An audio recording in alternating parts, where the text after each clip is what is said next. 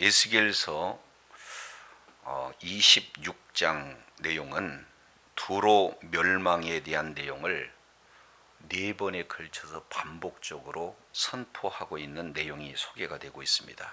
그만큼 하나님께서 두로 심판에 대해서 분명하게 심판하시겠다 하는 반복적인 그런 내용을 통해서 확고한 심판을 말씀을 하고 계시죠.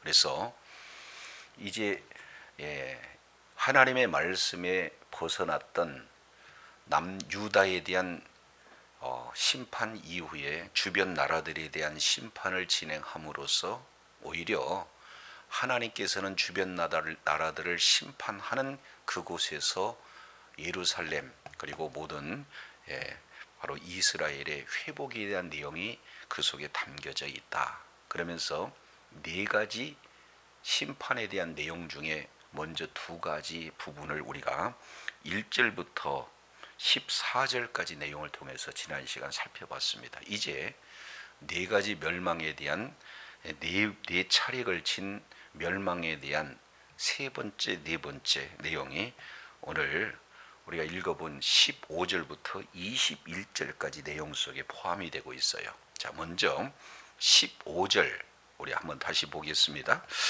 주 여호와께서 이같이 두로에 대하여 말씀하시되 그랬습니다. 여기서 하나님께서 말씀하셨다. 두로에 대한 말씀을 선언하고 계시죠. 이것은 멸망 선언에 대한 내용이 되어집니다. 하나님께서는 한번 말씀하시면 하신 말씀은 반드시 이루시는 그러한 신실하신 하나님의 말씀임을 이렇게 소개하고 있죠. 자, 그런데 여기에 그 말씀 가운데 이런 표현이 소개가 되고 있어요. 15절 자세히 보면은 내가 엎드려지는 무엇에? 소리에. 여기서 엎드려진다 이렇게 말씀을 하고 있고, 그 엎드려지는 소리라고 하는 것은 그 강력했던 두로 나라가 그냥 단순하게 엎드려지는 것이 아니라 이 부분은 죽는 모습을 연상하고 있는 내용이 되어지죠. 자, 그러니까 엎드려지면서 그냥 엎드려지겠습니까? 비명 소리를 지르면서 엎드려질까요? 그렇습니다. 여기에 너희 엎드려지는 소리, 아비규환 같은 비명 소리가 이곳저곳에서 계속해서 터져나오게 되죠. 자, 그런데 그러한 비명 소리를 들을 때 모든 성이 진동하지 않겠느냐. 그러니까 막 땅이 굉장히 지진 같은 진동의 역사가 나타난다는 거예요. 왜 그렇습니까? 55절 하반절 한번 보시죠.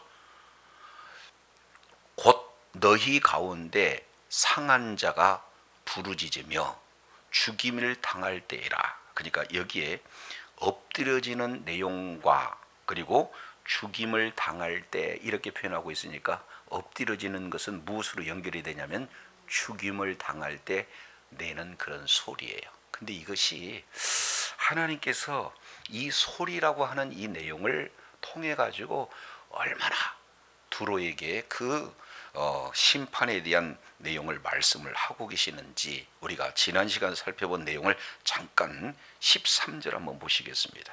자, 13절 내용을 통해서 보면 내가 내 노래 소리를 뭐하게 하고 그리고 내 수금 소리를 다시 뭐하지 않겠다?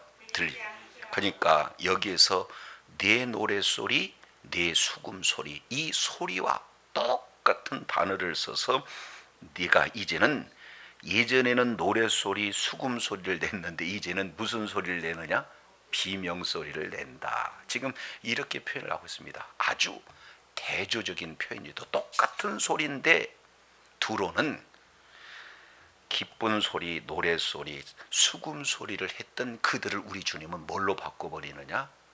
바로 이 비명 소리로 우리 하나님께서 바꾸시겠다. 이런 내용. 이거 굉장히 두렵고 떨리는 내용입니다.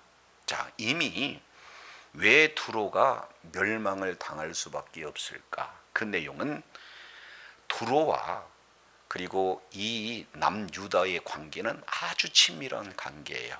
이것은 역사를 더듬어 볼 때 다윗 때 이 두로왕 히람이라고 하는 그런 자와 관계가 아주 돈독했고, 그의 아들 솔로몬 때도 두로왕 히람과의 관계가 아주 친밀한 관계가 되었었어요.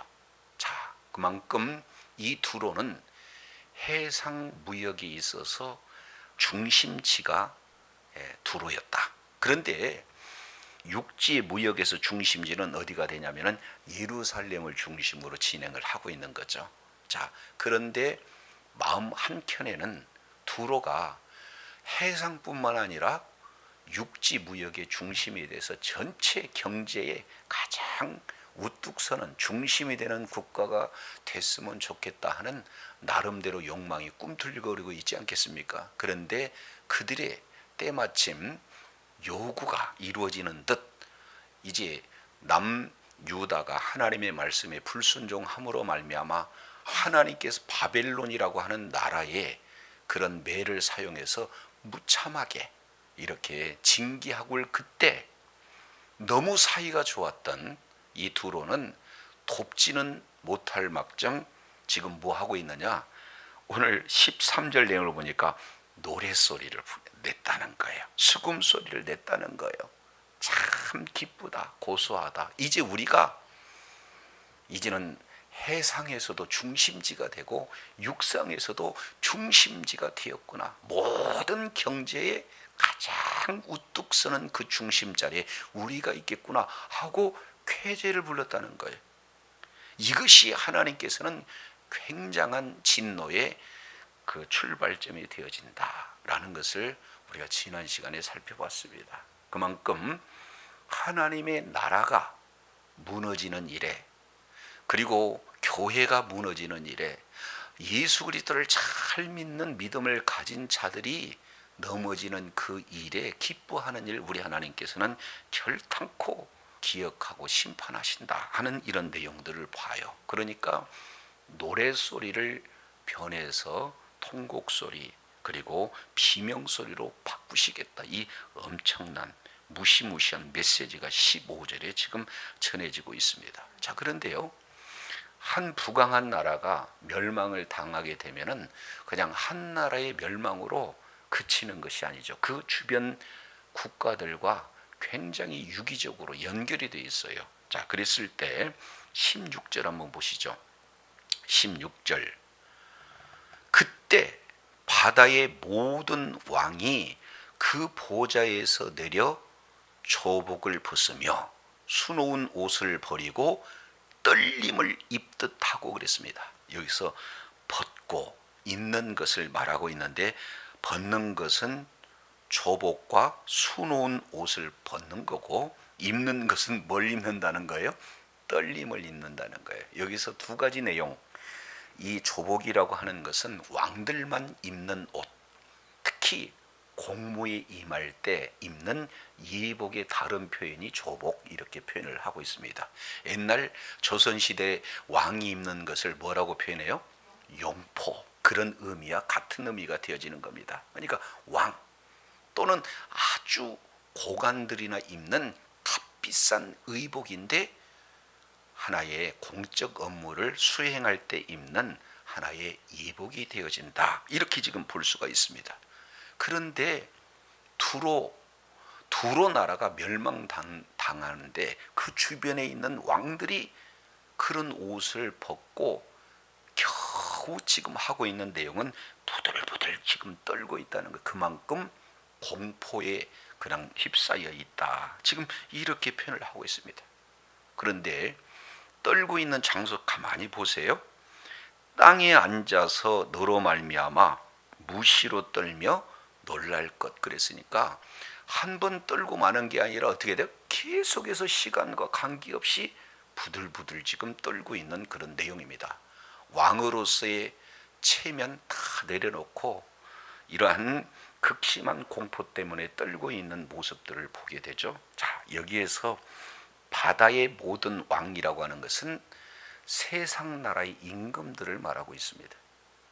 이제 두로라고 하는 이 나라는 하나의 대표적인 성격이 되어지는 거고, 결국에는 하나님 나라에 대적했던 이 세상이 멸망당했을 때 이 세상 가운데 모든 이런 연합에서 살고 있는 모든 나라들은 그 심판으로 인해서 하나님의 그 심판으로 공포에 휩싸여 있는 이런 어떤 모습을 잘 이렇게 보여줍니다. 그러면서 두로가 함락됐을 때 이러한 아주 공포스럽고 극심한 두려움 때문에 떨고 있는 이런 내용을 하면서 그들이 애가를 불러서 말하고 있는 내용이에요. 여기서 애가라고 하는 것은 장례식 때 부르는 노래를 이렇게 표현합니다. 요즘에야 이렇게 구슬프게 우는 내용이 아니지만 우리나라도 불과 한 몇십 년 전만 하더라도 상여가 있어요. 나가게 되면 어떻게 됩니까? 큰 며느리, 둘째 며느리, 그리고 또 주변에 있는 사람 누가 더 구슬프게 우는가? 그냥 부모가 가시는데 울지 않았다 그러면 그게 하나의 지적거리고 아주 그냥 수치스러운 내용이 우리나라의 문화도 있잖아요. 그런데 유대인들은 유독 이게 심해요. 그러니까 결국 울 수 있는 사람이 없으면 전문적으로 애곡하는 자들을 값을 지불하고 사서 우는 내용이 여기에서 뭐라고 표현하고 있습니까? 애가 그래요. 그만큼 이제 구슬픈 노래를 이렇게 지어서 하는데 왜 이런 애가가 불러지는가? 17절 내용을 보니까 이런 표현을 하고 있습니다. 이르기를 항해자가 살았던 무슨 성읍? 유명한 성읍. 여기서 항해자가 살았던 이라고 하는 것은 이 두로는 이게 두 가지 의미가 이 속에 담겨져 있어요. 그러니까 두로라고 하는 나라는 해상 왕국이기도 하면서 또 동시에 해변에 위치하고 있기 때문에 육지에서도 굉장한 그런 무역의 요충지로서의 그런 나라를 이 두로 이렇게 표현을 해볼 수가 있습니다. 자, 그러니까 해상에서 무역하려면은 가장 결정적인 역할을 하는 자들은 누구겠습니까? 항해자들 아니겠어요? 근데 그 항해자들, 이런 자들이 가장 많이 거주하는 장소가 어디였어요? 투로였어요. 자, 근데 그 투로가 굉장히 유명했다라고 이렇게 말하고 있습니다. 그러면은 그 유명한 내용을 그 뒤에 이렇게 표현을 하고 있어요. 17절 중반절 다시 보겠습니다. 너와 너의 주민이 바다 가운데 있어 뭐했다? 견고했다. 그러니까 이들은 해상 무역을 통해서 막대한 그런 부요, 이 내용을 가지고 해상에서 견고한 성을 세웠다는 거예요. 그러니 이 육지에 있는 아무리 강력한 나라다 할지라도 이 섬을 하나의 군사적인 요새지로 딱 이렇게 지어놓고 있기 때문에 주변 나라가 어떻게든지 쳐들어올 수가 없어요. 그때 당시 이런 제국 아수르가 침략을 했는데도 끄떡없습니다. 그만큼 이 해상에다가 이런 견고한 요새를 지어놨어요. 그러니까 여기 한 단어가 뭐라고 표현하고 있습니까? 견고하다, 국방력으로도 탁월하다라는 것을 볼 수 있습니다. 그러니 해변에 있는 모든 주민들을 두렵게 했다. 저 나라하고는 절대 싸울 수가 없어, 이렇게 표현하는 겁니다. 그래서 크게 두 가지, 하나는 국방력, 또 하나는 경제력. 해상 무역을 통해서 많은 물질로 말미암아 풍성한 그런 물질이 있습니다. 그리고 두 번째 내용은 이제 견고한 성읍으로 아주 주변에 있는 모든 나라들의 두려움이 되었어요. 그러니 저 나라는 어떤 나라가 침략한다 할지라도 도저히 무너뜨릴 수 없는 그런 강력한 나라다라고 알고 있는데 한순간에 뭐 했다는 겁니까?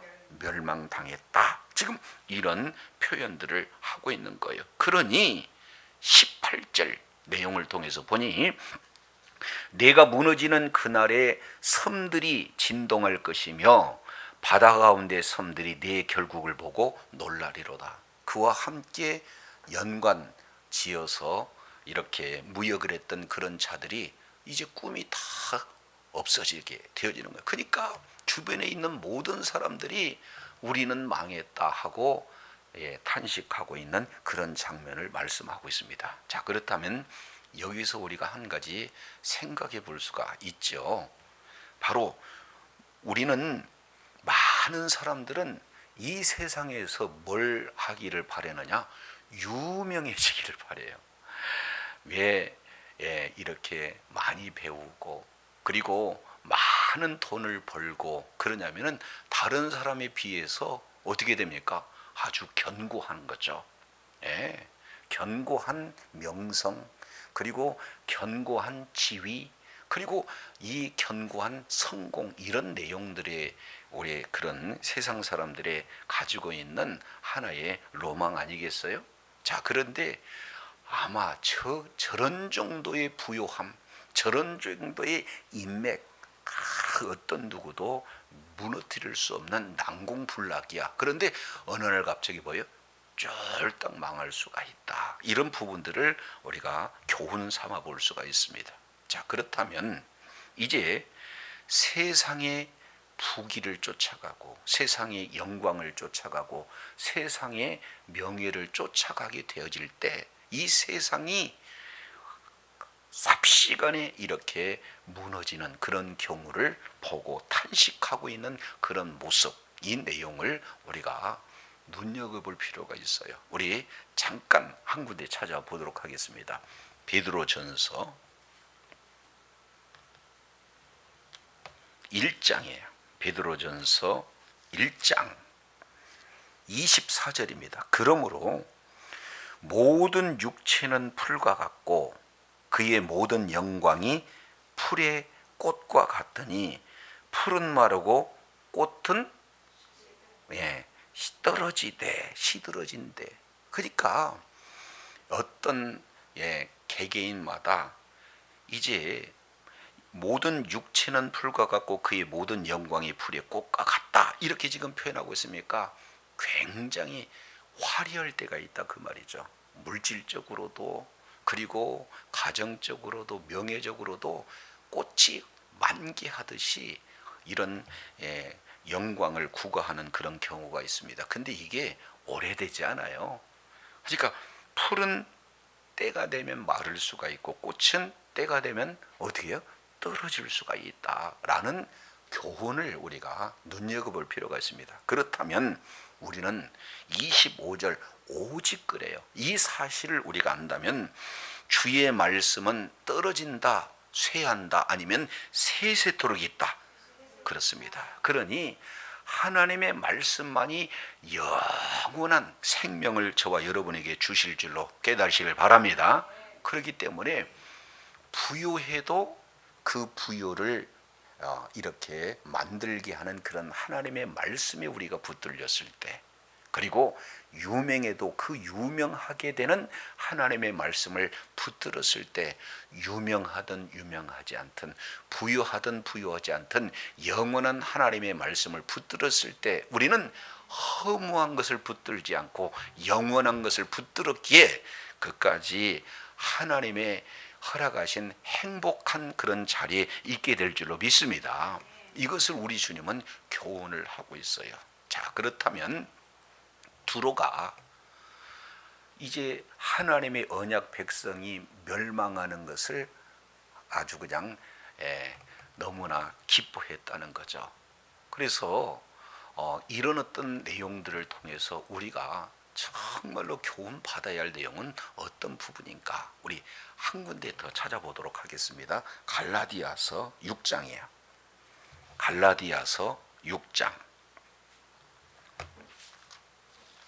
다른 사람들이 잘 나가다 갑자기 이렇게 멸망을 하게 되어진다. 그랬을 때는 우리는 어떤 마음을 가져야 될 것인가 하는 부분들을 사도 바울은 갈라디아서 6장 1절에 이렇게 표현을 하고 있습니다.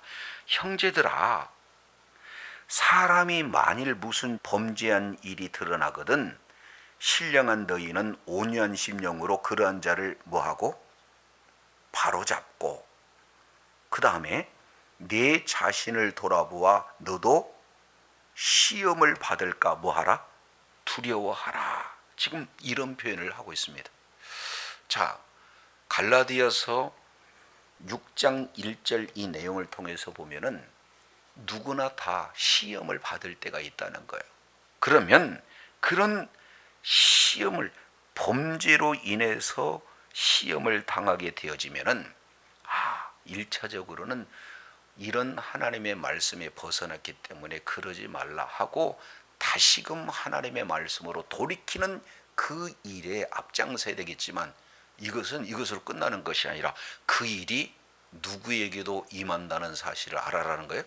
우리 자신에게도 임할 수 있다는 사실을 알아봐서 저런 죄를 짓기 때문에 저렇게 어려운 일이 당하는구나. 그러면 나도 그러한 죄악 가운데 있으면은 동일하게 큰 어려움을 당할 수가 있겠네 하면서 나 자신을 돌아보는, 그래서 상대방을 정죄하고 비판하는 그런 내용이 아니라 그 내용이 결국에는 하나님의 말씀을 통해서 나를 비춰보는 이런 부분들을 말씀을 하고 있습니다. 그래서 성경 모든 내용은, 이제 사도 바울은 고린도전서 10장 이 내용을 통해서 보면은 거울이라고 했어요. 한마디로 본다면 본보기다, 이렇게 표현을 하고 있습니다. 그러니까 성경을 보면 볼수록 마치 거울 앞에서 자신을 바라보듯이, 이제는 이스라엘 백성들이 왜 넘어졌는지, 많은 사람들이 왜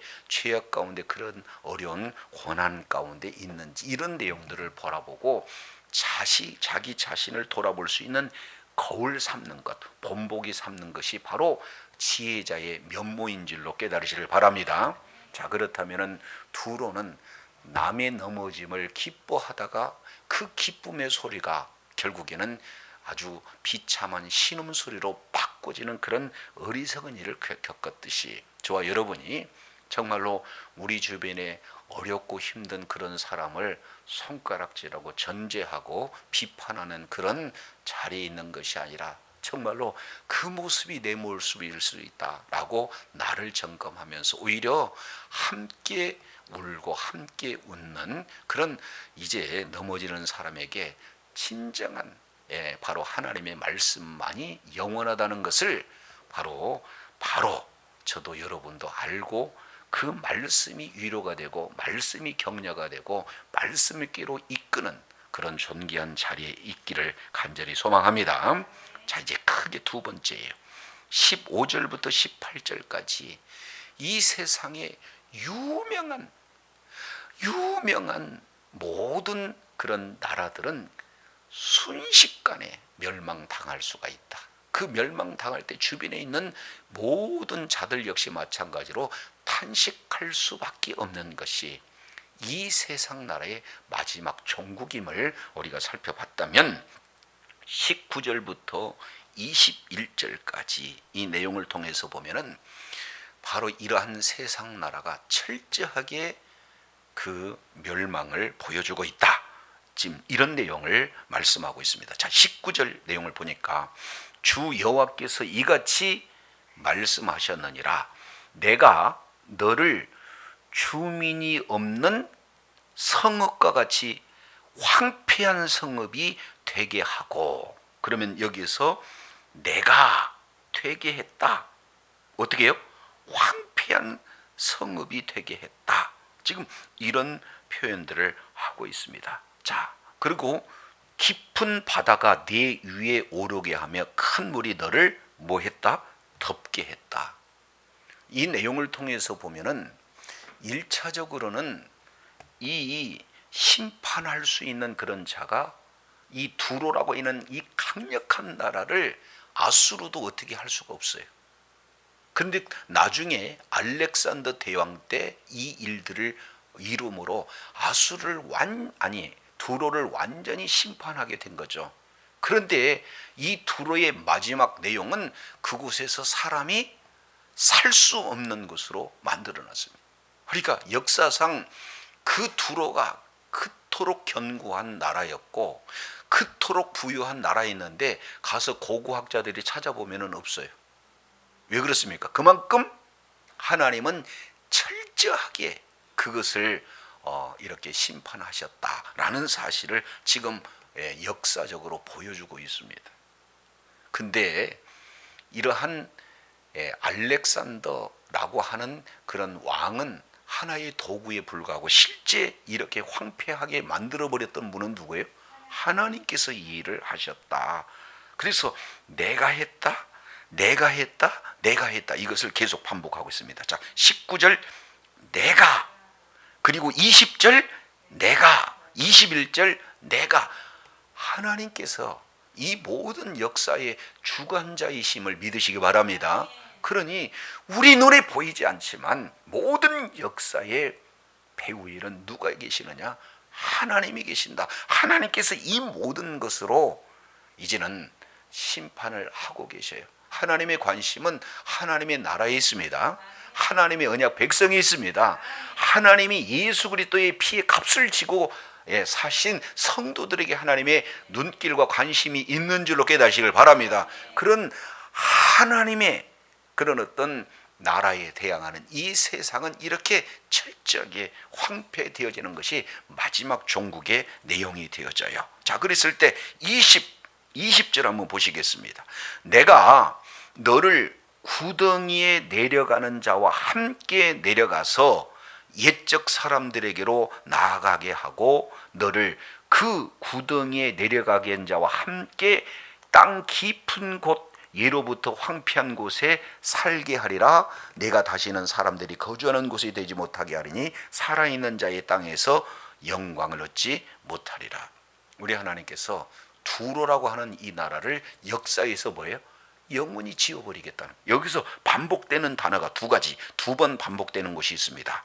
너를 구덩이에 내려가게 하는 자, 다시 한 번 더 너를 그 구덩이에 내려가게 하는 자, 이렇게 지금 표현을 하고 있습니다. 그래서 구덩이라고 하는 것은 음부 수호를 얘기해, 지옥을 얘기합니다. 그러니까 하나님께 심판받는 그런 자들은 결국에 어디를 보내는 거예요? 지옥에 보내요. 근데 미리 지옥에 떨어지는 그런 자들과 함께 그곳에서 영원토록 산다는 거예요. 고통 가운데. 자, 이런 내용. 그래서 다시는 이제는 소망이 없는 겁니다. 그렇기 때문에 지옥은 그곳에서, 많은 학자들은 이렇게 표현하고 있죠. 그곳에는 소망이 없다, 이런 내용들을 말하고 있어요. 우리 잠깐 요한계시록 18장을 한번 보겠습니다. 이 18장 이 내용은 성경에서 지옥에 대한 내용을 가장 잘 표현을 해주고 있는 내용이 요한계시록 18장이에요. 자, 18장 2절입니다. 힘센 음성으로 외쳐 이르되 무너졌도다 무너졌도다 큰 성 바벨론이요. 여기서 바벨론이라고 하는 것은 1차적으로는 바벨론 나라이겠지만 실제 의미적인 내용으로 보면은 세상 나라를 얘기하고 있어요. 하나님 나라를 대적하는 이 세상 나라를 바벨론, 이렇게 표현을 하고 있는 걸 보게 됩니다. 그러면은 이 바벨론이라고 하는 데에서 세 가지 영적인 내용을 공개하고 있죠. 첫 번째, 이 세상 나라는 문명이 화려하고 과학이 발전되고 아주 휘황찬란한 문명으로 화려하고 있지만 영적인 내용을 통해서 보면은 귀신의 처소다. 각종 더러운 영이 모이는 곳이다.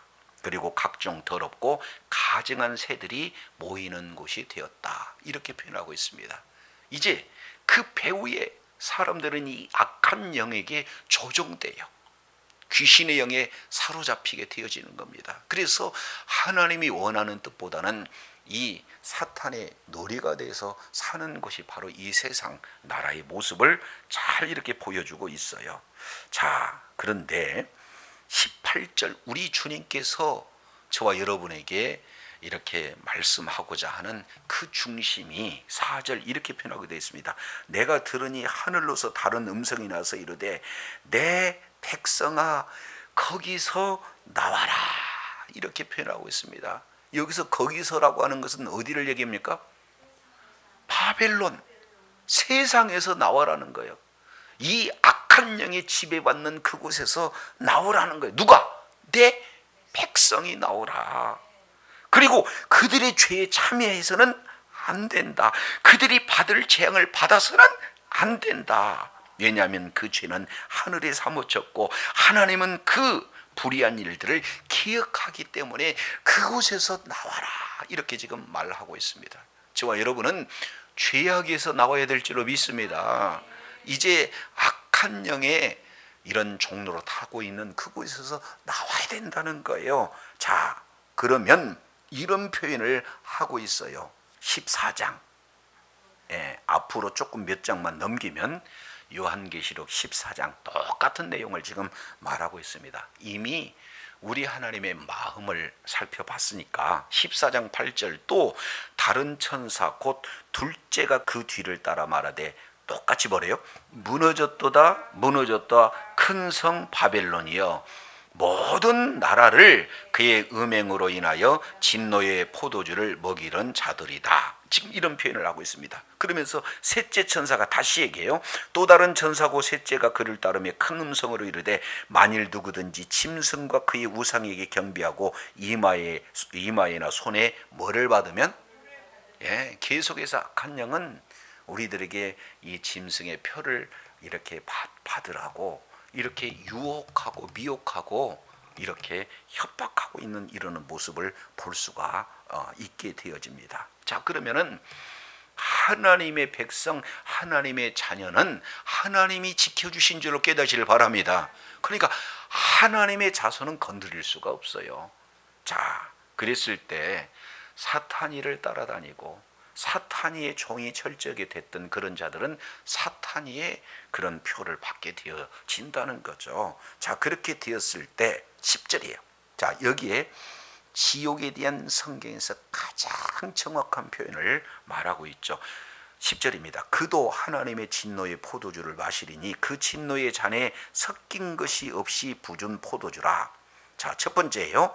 거룩한 천사들 앞과 어린 양 앞에서 불과 유황으로 뭐를 받는다? 그러니까 가장 극심한 고난은 무슨 고난이에요? 불로 인한 고난입니다. 우리는 0.1초도 이 불 속에서 견딜 수가 없어요. 그만큼 고통이 심한 곳이죠. 두 번째 11절 그 고난의 연기가 세세토록 올라가는 겁니다. 그러니까 끝도 없어요. 고난 자체가 끝도 없다. 그리고 세 번째 짐승과 그의 우상에게 경배하고 그 이름의 표를 받는 자는 누구든지 밤낮 뭐를 얻는다? 쉼을 얻지 못한다. 이렇게 표현을 하고 있어요. 여기는 하루 고통도 아니고 1년 고통도 아니고 10년 고통도 아니고 영원한 고통이 쉼없이 이루어지는 곳, 이것이 지옥이에요. 자, 그렇다면 우리들에게 요구하는 것 두 가지. 12절 성도들의 인내가 여기 있으니 그들은 하나님의 계명과 예수 믿음을 뭐하는 자다? 그러니까 우리가 끝까지 누가 말해도 예수 그리스도만이 우리의 구세인 줄로 믿으시기를 바랍니다. 이것 흔들리면 안 돼요. 예수 부인하면 끝이에요. 그러니까 오로지 예수 그리스도 이름을 구원해 줄 그 이름은 예수 외에 다른 이름을 주신 적이 없습니다. 끝까지 예수 이름을 지키는 자리에 있기를 바랍니다. 그렇지 않으면 어떻게 돼요? 이런 지옥의 영원한 형벌 가운데 있다는 거예요. 자, 그러면 요거 다시 한번 기억하시고 이 세상 나라는 결국에 이 예수님이 다시 재림할 때 모두가 다 불에 태워질 그런 상황에 놓여 있어요. 그러면 예수 그리스도를 믿는 믿음을 가진 자들은 영원한 나라에서 영원한 그런 하나님과 이런 행복한 삶을 살게 되어지는 줄로 깨닫시기를 바랍니다. 그렇기 때문에 이 세상 나라는 사실은 태워져 멸망당할 그곳이에요. 그런데 우리가 이 세상에 소망을 두고 이 땅에서 유명한 사람이 되고자 다른 사람에 비해서 큰 집, 큰 차, 그리고 더 많은 돈, 이것이 우리의 목적이 되어진다면 이런 모든 내용들은 다 불살라 없어지나 끝까지 하나님의 말씀을 붙드는 그 말씀만이 영원히 존재하게 되어지는 줄로 깨닫기를 바랍니다. 자, 그래서 다시 한번 21절 결론적으로 이렇게 표현을 해요. 자, 이제 에스겔서 26장 마지막 21절, 내가 너를 패망하게 하여 다시 잊지 못하게 하라니 사람이 비록 너를 찾으나 다시는 영원히 만나지 못하리라. 그 다음에 뭐라고 표현했어요? 주 여호와. 이게 바로 어떤 내용이냐면은 바로 하나님의 이름을 걸고 맹세하는 거예요. 나는 이 말씀을 했다. 그러면 그 말씀은 반드시 뭐 해진다는 거예요? 이루어진다. 지금 이런 표현을 하고 있습니다. 그러니까 이 세상 나라는 영원한 나라가 없습니다. 이제 이 모든 나라들은 흥망성쇠가 계속해서 이어져요. 그러나 하나님 나라만이 영원한 나라인 줄로 깨달으시길 바랍니다.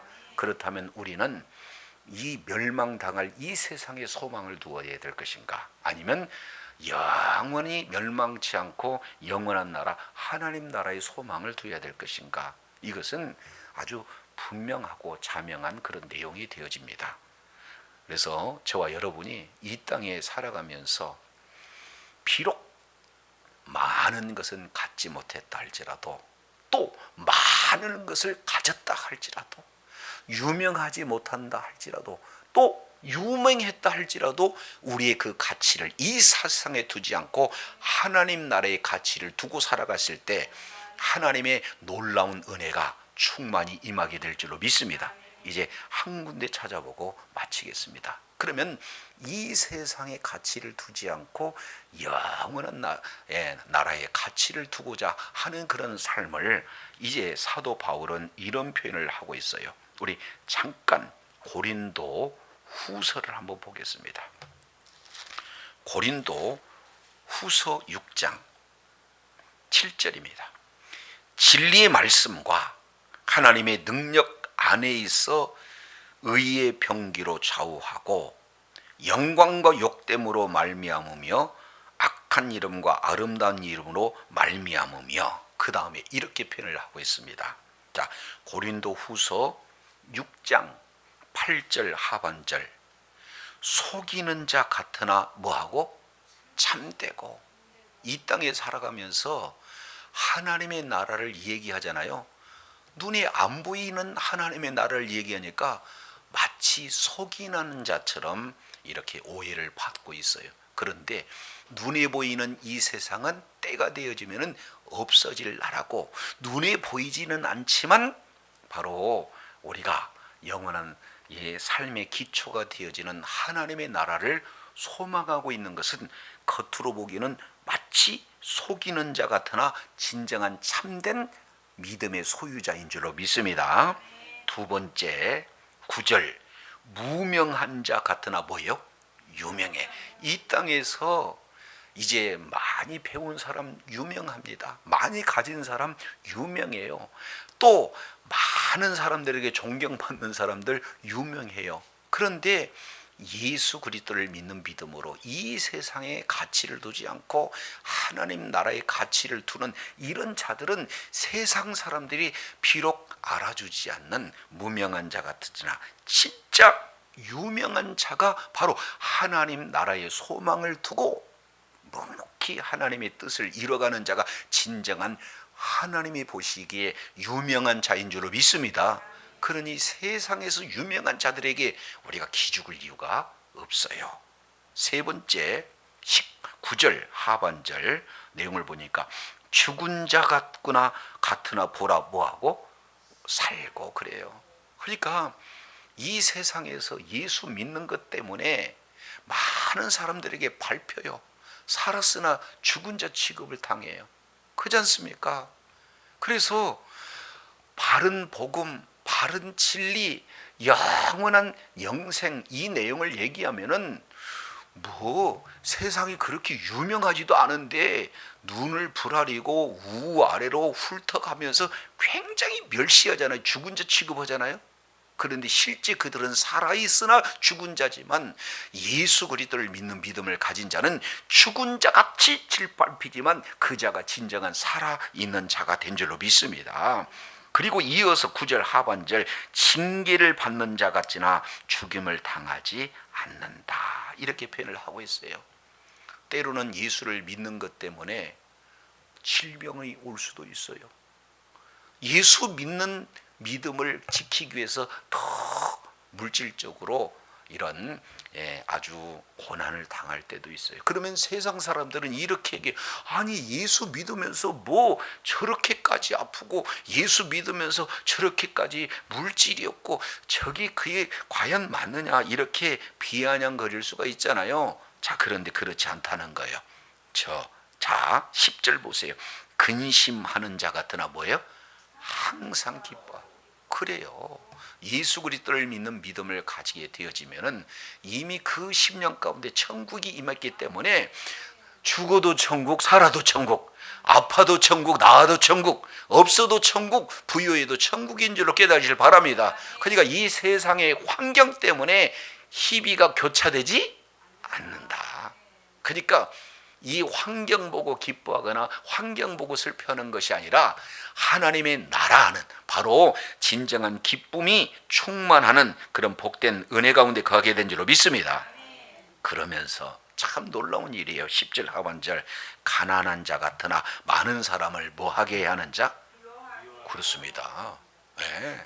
그래서 실제 나는 비록 물질이 없어도 물질을 잃게 만드는 것은 바로 그런 지혜와 능력을 저와 여러분에게 주신 줄로 깨달으시길 바랍니다.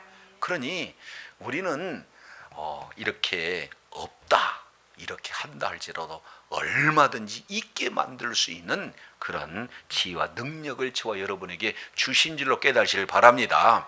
그러니까 하나님께서 주신 지혜로 이 땅에서도 얼마든지 부유하게, 얼마든지 건강하게, 얼마든지 명성 있게 살 수 있는 그런 존귀한 존재를 우리 주님이 세워놓으셨어요. 그런데 그것이 목적이 아니라 하나님의 영광이기 때문에 비록 이제 이 세상에 아주 최종적인 가치보다는 하나님 나라의 가치를 두기 때문에 우리는 다른 이들로 하여금 부욕해 할 수 있는 그런 존귀한 자리에 세워주셨다. 그러면서 이렇게 최종적으로 이렇게 표현해요. 아무것도 뭐 하는 것. 그러니까 세상 사람들은 예수 믿는 사람들은, 예수쟁이들은 왜 이렇게 말만 이렇게 그냥 잘하냐, 이렇게 얘기하잖아요. 그런데 사실은 그게 아닙니다. 우리는 아무것도 없는 자 같으나 모든 것을 가진 자인 줄로 믿습니다.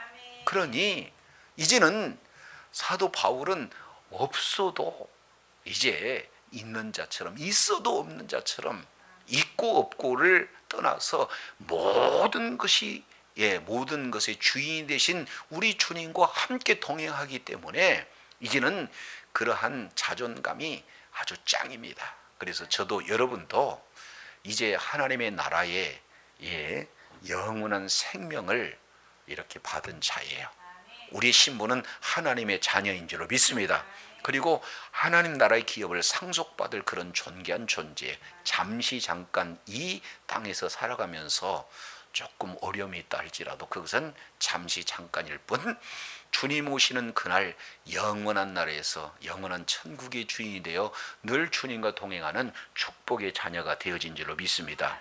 오늘 두로는 이 세상에서 엄청나게 유명한 자였어요. 이 세상에서 속칭 잘 나갔어요. 이 세상에서 견관터전을 갖추고 있어요. 그러나 그것이 영원히 이렇게 존재하지 않고 하나님의 자녀, 하나님의 나라를 넘어지는데 이렇게 일조했던 그 결과로 결국에는 영원히 역사에서 흔적도 없이 사라지는 그런 존재가 되었다. 그러나 우리 하나님께서는 그러한 두로를 철저하게 심판하고 언약 백성을 우리 주님께서는 회복시킴으로 말미암아 영원한 나라의 참 주인공으로 우리 주님이 우뚝 세워주실 줄로 믿습니다. 저와 여러분이 영원한 생명을 소유한 자로 하나님 나라의 기업을 상속받는 자로 이 땅에 살아가면서도 이러한 확고한 믿는 믿음을 가지고 이 땅에 잠깐 있는 이 땅에 썩어질 소망 두지 않고 영원한 하나님의 나라의 소망을 둘 때 우리 하나님이 원하시면 건강 주십니다. 우리 하나님이 원하시면 부여도 주십니다. 우리 하나님이 원하시면 유명하게도 만듭니다. 이런 하나님의 놀라운 축복의 소유자여 능력의 소유자가 되어서 끝까지 교만하지 않고 하나님께 영광 돌리며 허락하신 분복 또한 다 받아 누리는 지혜자여 축복자여 능력자들이 다 되시기를 예수 이름으로 축복합니다. 기도하겠습니다. 하나님 아버지, 두로는 하나님의 나라 백성들이 이런 징계를 받는 내용을 통해서 기뻐하고 혹시 자기에게 유익이 될까 해서 오히려 그들을 박해하는 일에 동조했던 그 결과 철저하게 하나님으로부터 심판받는 모습을 보게 됩니다. 하나님의 자녀들, 하나님이 함께하는 공동체, 하나님이 피값을 지불하고 사신 교회, 하나님의 나라 대적하는 모든 이 땅의 세력들은 우리 주님이 원하는 그 시간대에 철저하게 심판을 받게 되고 그 고통이 영원할 뿐만 아니라 그들에게 주어지는 다시 소망이 없음을 우리 주님은 두로의 심판을 통해서 분명하게 보여주고 있습니다. 그러나 비록 말씀에 불순종해서 주변 나라들이 하나의 매 도구가 되어서 이스라엘 백성들을 징계는 할 수 있으나 우리 하나님께서 하나님의 시간대 그들은 반드시 회복시키신다. 바로 하나님의 그 뜻은 심판이 아니라 회복이 있음을 에스겔서를 통해서 다시 한번 일깨워 주셨사온즉 무너져 나가는 소망 없는 이 세상에 가치를 두고 뿌리내린 어리석은 자리에서 벗어나 영원히 멸망되지 않을 나라 하나님 나라의 소망과 비전을 가지고 끝까지 의로운 병으로 쓰임받고 우리가 이 땅에서 비록 무명하나 유명한 자다 주님 말씀하고 있사오니 아무것도 가지지 않는 것처럼 보이지만 모든 것을 가진 차로 우리 주님이 여겨주고 있사오니 끝까지 주의 말씀 의지하여서 이 땅에서도 하나님의 나라 안에 하나님의 백성으로서 하나님 나라의 기업을 온전히 적용하며 드리며 사탄에 빼앗기지 않고 끝까지 하나님 앞에 영광 돌리는 주의 사랑하는 자녀들 다 되게 하여 주시옵소서.